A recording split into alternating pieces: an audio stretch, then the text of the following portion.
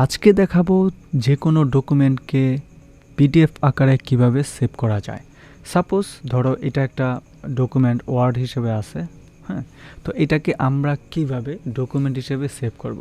তাহলে এটাকে সেভ করতে হলে ফাইলে যাব, ফাইল থেকে আমরা যেহেতু অলরেডি সেভ করে রেখেছি এর জন্য সেভ অ্যাজে যাব, জাস্ট ডেস্টিনেশন ক্লিক করব যেখানে আমরা সিলেক্ট করে এটাকে সেভ করতে চাই। যেহেতু আমরা রাখতে চাচ্ছি এখানে ডকুমেন্টের ভিতরেই টিউটোরিয়ালের মধ্যে রয়েছে, এটার নাম আমরা চেঞ্জ করব না, বা টিউটোরিয়াল মাসুদ এটা দিলাম। আমরা ওয়ার্ডটা সিলেক্ট থেকে আমরা পিডিএফ সিলেক্ট করব, দেন সেভ। ওকে, সেভ করার সাথে সাথে সেভ করার সাথে সাথে আমার ফাইলটি চলে আসছে।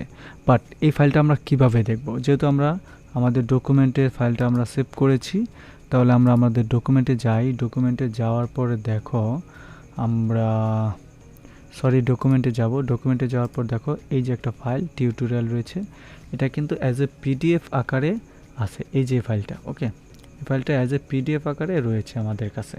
আমরা যখন ডাবল ক্লিক করব, দেখো এই ফাইলটি আমাদের কাছে অ্যাজ এ পিডিএফ আকারে থাকবে। তো এই ফাইলটা আমরা ইচ্ছে করলে যে কাউকে টেক্সট করতে পারি অ্যাজ এ পিডিএফ আকারে। Thank you so much, let's go start it.